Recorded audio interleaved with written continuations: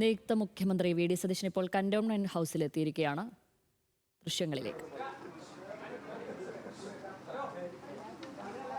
ഇന്ന് രാവിലെയാണ് അദ്ദേഹം നെടുമ്പാശ്ശേരിയിൽ നിന്നും തിരുവനന്തപുരത്തേക്ക് യാത്ര തിരിച്ചത്.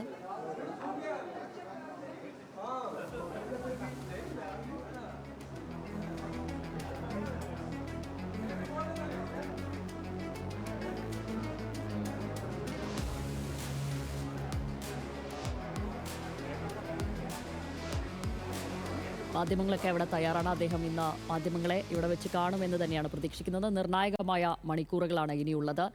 നിർണായക ചർച്ചകൾ മന്ത്രിസഭയിലേക്ക് ആരൊക്കെ എന്നുള്ളതാണ് ഉറ്റുനോക്കുന്നത്. അതിൽ തന്നെ രമേശ് ചെന്നിത്തല മന്ത്രിസഭയിലേക്ക് എത്തുമെങ്കിൽ ഏത് വകുപ്പ് എന്നുള്ളതാണ് രാഷ്ട്രീയ വൃത്തങ്ങളൊക്കെ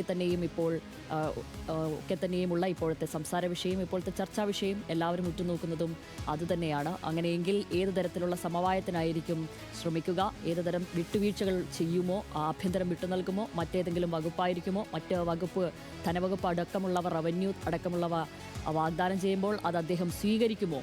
അങ്ങനെയെങ്കിൽ വി ഡി സതീശൻ ക്യാബിനറ്റിൽ അദ്ദേഹം ഏത് വകുപ്പിലായിരിക്കും ഉൾപ്പെടുക എന്നൊക്കെയുള്ളതാണ് ഇപ്പോൾ ഉറ്റുനോക്കുന്ന കാര്യം. അതുമാത്രവുമല്ല, ഘടകകക്ഷികളെ സംബന്ധിച്ചും നിർണായകം തന്നെയാണ്. അവർ 5 സീറ്റ് ലീഗിന് ലഭിക്കുമോ, അല്ലെങ്കിൽ 4 മറ്റേതെങ്കിലും സ്ഥാനവുമായിരിക്കുമോ എന്നൊക്കെയുള്ളതാണ് നിലവിലെ ചർച്ചകളായി ഉയർന്നു വരുന്നത്. മറ്റൊന്ന് ജോസഫ് ഗ്രൂപ്പാണ്. ബിനിൽ ലീല സാബു ചേരുന്നു. ബിനിൽ, ഇനി എന്തൊക്കെയാണ് നിയുക്ത മുഖ്യമന്ത്രിയുടെ ഷെഡ്യൂൾ? അദ്ദേഹം ഈ ചർച്ചകളിലേക്കൊക്കെ കടക്കാനുള്ള സാധ്യത ഇപ്പോൾ തന്നെയുണ്ടോ? മാധ്യമങ്ങളെ അദ്ദേഹം ഇപ്പോൾ കാണുമോ?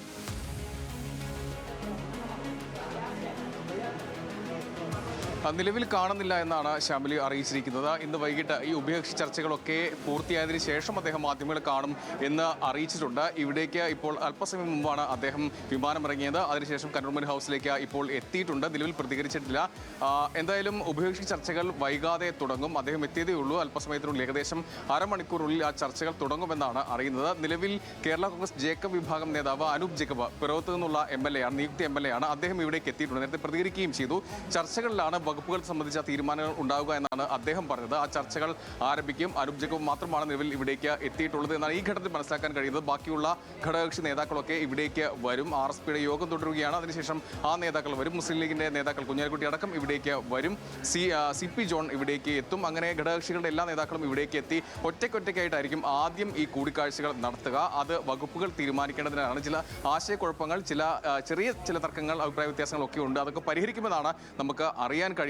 എന്തായാലും മുസ്ലിം ലീഗ് ഇപ്പോഴും 5 മന്ത്രിമാർ വേണം എന്ന ആവശ്യത്തിൽ ഉറച്ചു തന്നെ നിൽക്കുകയാണ്. 22 MLA-മാർ അവർക്കുണ്ട്. അതുകൊണ്ട് അത് അവകാശപ്പെട്ടതാണ് എന്നാണ് പറയുന്നത്. പക്ഷേ അങ്ങനെ കൊടുത്തു കഴിഞ്ഞാൽ ബാക്കിയുള്ള ഘടകകക്ഷികളൊക്കെ പരിഗണിക്കണം. 21 അംഗ മന്ത്രിസഭ എന്നാണ് തീരുമാനിച്ചിട്ടുള്ളത്. കൂടുതൽ മന്ത്രിമാർ വന്നാൽ അതിന് മുകളിലേക്ക് ഉയർന്നു പോകും. എന്തായാലും അതിന് സാധ്യതയില്ല. 21 തന്നെയായിരിക്കും മുഖ്യമന്ത്രി അടക്കം മന്ത്രിമാരുടെ എണ്ണം ഉണ്ടാവുക. കേരള കോൺഗ്രസ് ജോസഫ് വിഭാഗം നേതാവ് മോൻസ് ജോസഫ് നേരത്തെ പ്രതികരിച്ചിരുന്നു. അവർ 2 മന്ത്രിസ്ഥാനം വേണമെന്ന പിടിവാശിയിൽ തന്നെയാണ് ഉള്ളത്. ബാക്കിയുള്ള ഘടകകക്ഷികൾ, ഒരാൾ ജയിച്ചിട്ടുള്ള ഘടകകക്ഷികൾക്കൊക്കെ ഒരു മന്ത്രിയെ നൽകുന്നുണ്ട്. അങ്ങനെ 7 സീറ്റിലേക്ക് ജയിച്ച തങ്ങൾക്ക് അവകാശമുണ്ട് എന്ന് പറയുന്നു. അതിനൊപ്പം പറയുന്ന കാര്യം, നേരത്തെ 9 MLA-മാർ ഉണ്ടായിരുന്ന കാലഘട്ടത്തിൽ അന്നും 2 മന്ത്രിമാരെ തന്നിട്ടുണ്ട്. സുപ്രധാനമായ വകുപ്പുകളൊക്കെ, ധനകാര്യവും ജലവിഭവവും അടക്കം വകുപ്പുകൾ അവർക്ക് നൽകിയതാണ്. ഇത്തവണ ആ സുപ്രധാന വകുപ്പുകൾ തന്നെ വേണം എന്നാണ് ആവശ്യപ്പെടുന്നത്. LDF-ൽ ഉണ്ടായിരുന്നപ്പോൾ ജോസഫ് വിഭാഗത്തിൽ ഉണ്ടായിരുന്ന പൊതുമരാമത്ത് വകുപ്പ് അടക്കം അവർ കൈകാര്യം ചെയ്തതാണ്. പക്ഷേ UDF-ൽ അത് ലീഗിനാണ് ആ വകുപ്പ് ഉള്ളത്. അതുകൊണ്ട് ആ വകുപ്പ് ക്ലെയിം ചെയ്യാൻ കഴിയില്ല. അതുകൊണ്ട് ജലവിഭവം അവർ ആഗ്രഹിക്കുന്നു. പക്ഷേ RSP ആ വകുപ്പ് ആഗ്രഹിക്കുന്നുണ്ട്. നേരത്തെ NK പ്രേമേന്ദ്രൻ മന്ത്രിയായിരുന്നപ്പോൾ ജലവിഭവമാണ് നോക്കിയിരുന്നത്. പക്ഷേ അതിനുശേഷം വന്നപ്പോൾ പിന്നീട് ഷിബു ബേബി ജോൺ നോക്കിയിരുന്ന വകുപ്പ് അത് തൊഴിൽ വകുപ്പാണ്. അതിനിപ്പോൾ പ്രാധാന്യമില്ല എന്നാണ് പറയുന്നത്. അത് ഒരു പ്രധാന വകുപ്പല്ല. അതുകൊണ്ട് ജലവിഭവത്തിൽ അവർ കണ്ടുവെക്കുന്നു. അതുകൊണ്ട് ആ കേരള ജോസഫ് വിഭാഗവും RSPയും ആഗ്രഹിക്കുമ്പോൾ അതിലൊരു ചെറിയ തർക്കം ഉണ്ട്. അത് പരിഹരിക്കണം. എന്തായാലും ഈ ഉഭയകക്ഷി ചർച്ചകളിൽ അത് പൂർത്തിയാക്കാൻ തന്നെയാണ് തീരുമാനമുള്ളത്. എന്തായാലും ആ ചർച്ചകൾ വൈകാതെ തുടങ്ങും എന്നാണ് അറിയുന്നത്. ശ്യാം, ഈ യോഗത്തിൽ പങ്കെടുക്കുന്നവരിൽ അത് KC വേണുഗോപാലും ദീപാദാസ് മുൻഷി ഉൾപ്പെടെയുള്ളവർ ഉണ്ട് എന്നാണല്ലോ വിവരം. അപ്പോൾ നിലവിൽ KC വേണുഗോപാലിനെ സംബന്ധിച്ച് അദ്ദേഹത്തിൻ്റെ വസതിയിലേക്ക് ഇന്ന് രാവിലെ മുതൽ പല MLA-മാരും മറ്റു നേതാക്കളുമൊക്കെ ഒഴുകുന്ന കാഴ്ചയാണ് നമ്മൾ കാണുന്നത്. അപ്പോൾ അദ്ദേഹവും ചില കണക്കൂട്ടുകളിൽ തന്നെയാണ് എന്നാണ് മനസ്സിലാക്കുന്നത്. അതായത് ഈ മുഖ്യമന്ത്രി ചർച്ചയിലും അതിൻ്റെ മത്സരത്തിലുമൊക്കെ തഴയപ്പെട്ടു പോയെങ്കിലും ക്യാബിനറ്റിൽ അദ്ദേഹത്തിൻ്റെ വിഭാഗത്തിൻ്റെ പ്രാതിനിധ്യം ഉറപ്പിക്കാനുള്ള ഒരു നീക്കത്തിലാണ് എന്നുള്ളതാണല്ലോ അനൗദ്യോഗികമായിട്ടുള്ള ഒരു വിവരം. അങ്ങനെയെങ്കിൽ അദ്ദേഹവും ചില കാര്യങ്ങൾ മുന്നോട്ട് വയ്ക്കും. ആ വകുപ്പുകൾ കൂടി പരിഗണിച്ചായിരിക്കുമല്ലോ തീർച്ചയായും ഈ ഘടകകക്ഷികളുമായി സംസാരിക്കുമ്പോഴുള്ള ചർച്ചയിൽ അതും പ്രധാനമാണല്ലോ.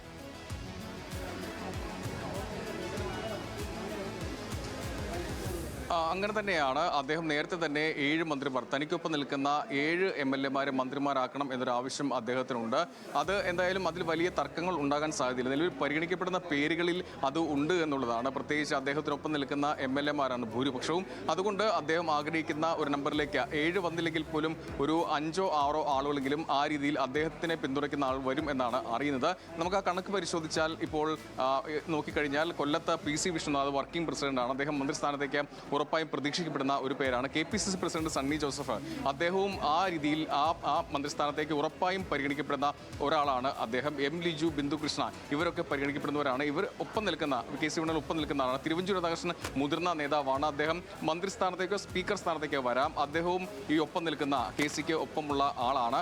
അതിനൊപ്പം തന്നെ ചാണ്ടിയുമ്മൻ ഈ KCക്ക് അനുകൂലമായി വോട്ട് ചെയ്ത അല്ലെങ്കിൽ KC മുഖ്യമന്ത്രി വരണം എന്ന് പറഞ്ഞ ഒരാളാണ്. അതുകൊണ്ട് അദ്ദേഹവും ഒപ്പം നിൽക്കുന്ന ആളാണ്. AP അനിൽകുമാർ വണ്ടൂരിൽ നിന്നുള്ള നിത്യ MLA ആണ്. അദ്ദേഹം ഈ ഗ്രൂപ്പ് മാനേജറാണ് KC വേണുഗോപാലിൻ്റെ. അദ്ദേഹം ഉറപ്പായും മന്ത്രിസ്ഥാനത്തേക്ക് വരും എന്നാണ് അറിയാൻ കഴിയുന്നത്. അങ്ങനെ ഈ പ്രധാനപ്പെട്ട വകുപ്പുകളിലൊക്കെ അതുതന്നെയാണ്. അതായത് ഈ മന്ത്രിമാരെ മാത്രമല്ല, പ്രധാനപ്പെട്ട വകുപ്പുകളും ഇവർക്ക് വേണം എന്നൊരു ആവശ്യം ഉന്നയിക്കും. ഇന്നത്തെ ഈ ഉഭയകക്ഷി ചർച്ചയിലും അതിനുശേഷമുള്ള UDF യോഗത്തിലും KC വേണുഗോപാലും ദീപദാസ് മുൻഷിയും അടക്കമുള്ള മുതിർന്ന നേതാക്കൾ പങ്കെടുക്കും. അങ്ങനെ മന്ത്രിസഭാ രൂപീകരണ വേളയിൽ തങ്ങൾക്ക് അനുകൂലം മുഖ്യമന്ത്രിയാവാൻ ആഗ്രഹിച്ചു, പക്ഷേ അതിന് വലിയ ജനരോഷം സംസ്ഥാനത്തുണ്ടായി. ആ പൊതുവികാരം VD സതീശന് അനുകൂലമാണെന്ന് കണ്ടാണ് പ്രധാനപ്പെട്ട AK ആന്റണി, VM സുധീരൻ അടക്കമുള്ള നേതാക്കളൊക്കെ ഹൈക്കമാൻഡുമായി സംസാരിച്ചു, രാഹുൽ ഗാന്ധിയുമായി സംസാരിച്ചപ്പോഴൊക്കെ പറഞ്ഞ പേര് VD സതീശൻ്റെതാണ്. അങ്ങനെയാണ് മുഖ്യമന്ത്രി സ്ഥാനത്തേക്ക് VD സതീശനിലേക്ക് കാര്യങ്ങൾ പോയത്. അവിടെ മുഖ്യമന്ത്രിയായ ഏറ്റവും ഒടുവിൽ അവസാന നിമിഷം പോലും KC വേണുഗോപാൽ ആ സ്ഥാനത്തേക്ക് വരും എന്ന് പ്രതീക്ഷിച്ചയാളാണ്. അങ്ങനെ ഉണ്ടായിട്ടില്ല. അതുകൊണ്ട് മന്ത്രിസഭയിൽ പ്രാതിനിധ്യം വേണം എന്നാണ് ആവശ്യം. അത് എങ്ങനെ ഉണ്ടാകും എന്നുള്ളത് അങ്ങനെ തന്നെ അദ്ദേഹം ആഗ്രഹിക്കുന്നത് ഇത് വരുമോ ഇല്ലയോ എന്നറിയാൻ ഇനിയും മണിക്കൂറുകൾ കാത്തിരിക്കണം. എന്തായാലും ഇന്ന് മാരത്തോൺ ചർച്ചകൾ ഇവിടെ നടക്കും. ആദ്യം ഈ ഘടകകക്ഷികളുമായുള്ള ചർച്ചകളാണ്. ചർച്ചയിൽ KC വേണുഗോപാൽ ഉണ്ടാകും എന്നാണ് അറിയാൻ കഴിയുന്നത്. അങ്ങനെ ആ ചർച്ചകൾ പൂർത്തിയാക്കി ഉഭയകക്ഷി ചർച്ചകളിൽ ഘടകകക്ഷികളെ തൃപ്തിപ്പെടുത്തി മുന്നോട്ട് പോയി പിന്നീട് ഇത്തരം കൂട്ടായ ചർച്ചയിലൂടെ ഇതെല്ലാം പരിഹരിക്കാൻ തന്നെയാണ് കോൺഗ്രസ് തീരുമാനിച്ചിരിക്കുന്നത്. ശരി.